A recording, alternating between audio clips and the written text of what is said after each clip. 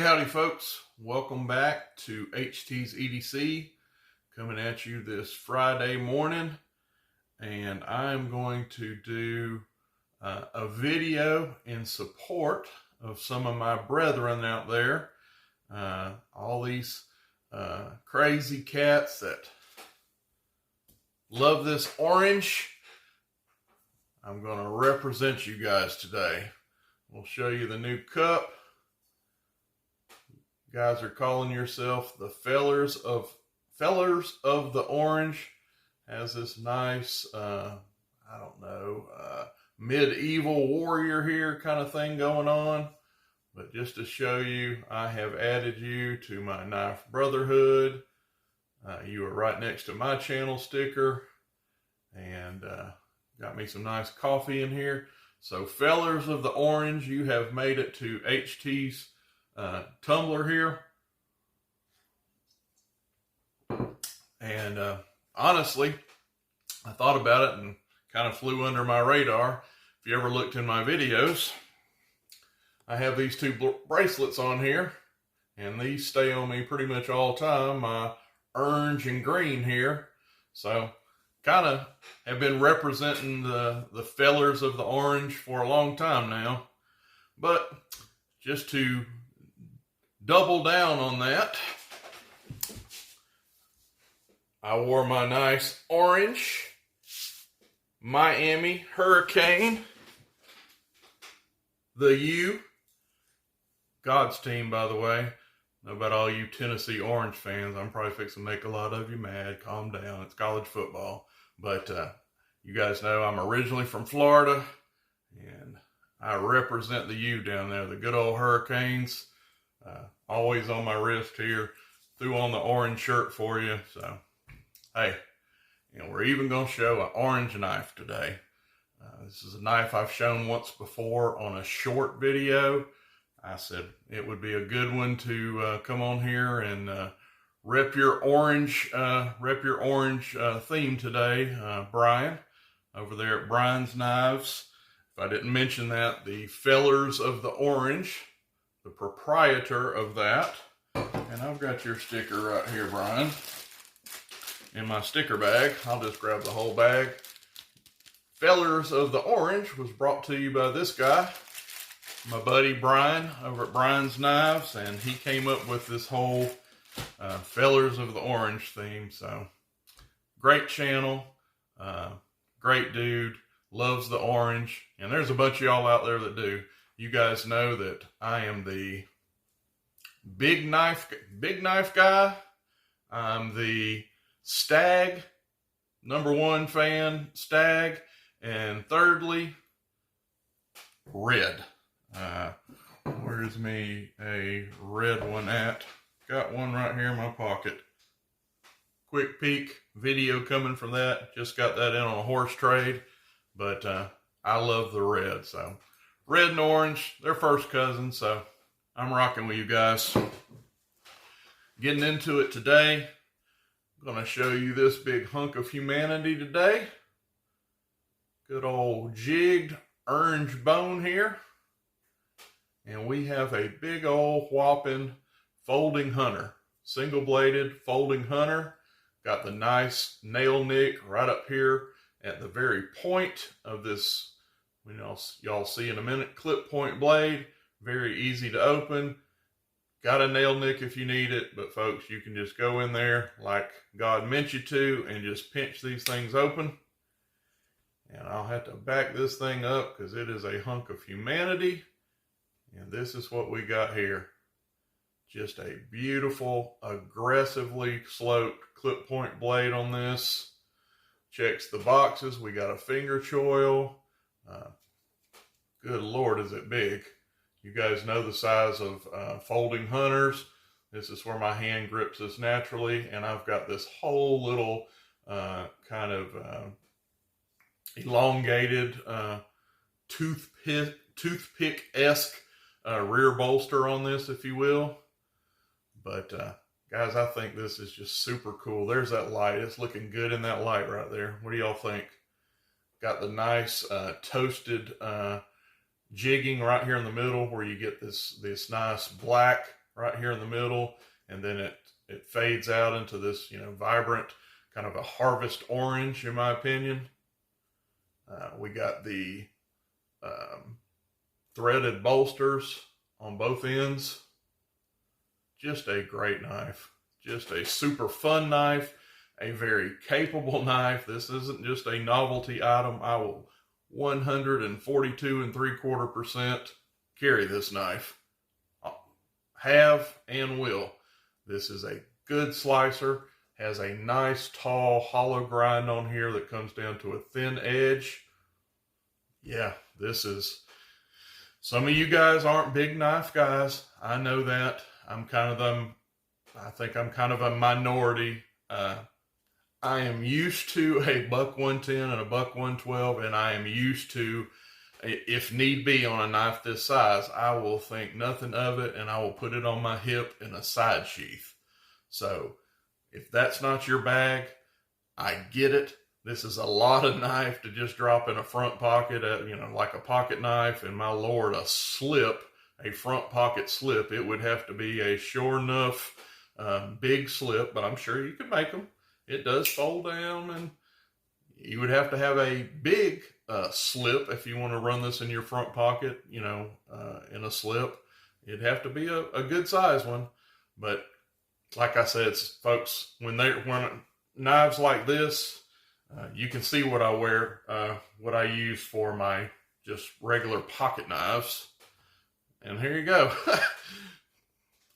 Really wasn't planned, but here's you another orange one, the Rosecraft Loosahatchee Jack. And, you know, anyway, this was a size thing. I carry this in this nice magnetic slip here. It goes right in there. And this magnet, this goes on my front hem of my front pants pocket. And for pocket size, you know, my smaller knives, this is how I carry them. But my big boys, there we go, folks. Old side sheath right here. And this is one for my new rigid knife. I'm getting a custom, there will be a video when this comes in. I'm getting a custom sheath made for my big rigid knife, which if you guys hadn't seen it, this is a big hunk of humanity. Love this thing. Just got this in a horse trade. This is a fine slip. There's nothing wrong with the slip that came with it. This is the OG leather slip. Smells really good. The only thing I'm not crazy about is the ride on my side. I like for this strap here to come up because I am a full-figured young man, and when they're down like this on your belt, it kind of digs in a little bit to those love handles, if you will, on the side. So I like a higher ride. Well, I guess that would technically be a lower ride on my belt. But anyway, this strap right here is going to be brought up about an inch, almost to the top of this, and then it rides very nicely on the belt. That's a personal preference thing, but this is what I mean. When there's a knife this size, like a buck 110, this big rigid, a buck 112, I'm a side sheath, hip sheath, if you will, guy, and rocking. That's how I'm used to it, and I think nothing of it. That's how I like to go with them for my larger knives. That being said, back to this guy. What else can be said? This is, what is the name of the knife would be nice. You probably can't see too good on that emblem, but I will have this in my product description for this. This is now that will probably come through. Get over here. NAHC, North American Hunting Club Limited, Ltd. This is one of those knives. I have heard that Right Edge was the maker of these knives, was the parent, the mother manufacturer of these North American Hunting Club knives. Don't quote me on that. I do have a model number here, and it is NAHC Limited. So all that will be in the product description for this video. I don't think they're making these anymore, that you're not going to go out and find this in a store. This is I don't know exactly how old this knife is, but I think they're discontinued now. They are on the secondary market. That's where I found it. This big thing spoke to me and I went and picked it up. I think RJ, I've seen RJ do a video on this knife.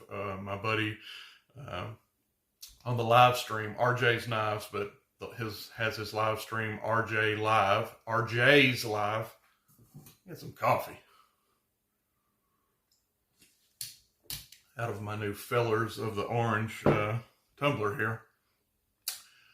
RJ's live show, which I'm a panelist on, I believe he has showed this on one of his videos, the same knife. So yeah, it is a good one. I don't know where he picked his up for him. He may have got it on the original when they were out in circulation. I got it on the secondary. Honestly, it's not a very expensive knife. If this appeals to you and you can find it, I think I might have gave $20 to $30 for this on the secondary market, probably on Evil Bay, I believe is where I got it. Secondhand, obviously, but it wasn't very expensive. This is just a stainless steel, I'm sure a 440 series stainless on here. This isn't carbon steel. But folks, the star of the show was this jigged bone and of course just the overall size and fun factor of this thing. We'll do a little, no half stop. We'll do a little walk and talk for you real quick. Awesome. Gator snap. Again, there's no half stop to come into, but we'll go into full open for you guys. Snaps into full open. Gator snap close. And I would say this pull,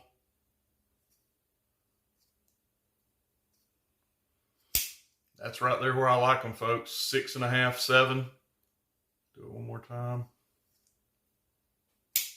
Yeah, I'm gonna stand by that. That's about the HT Perfect 7.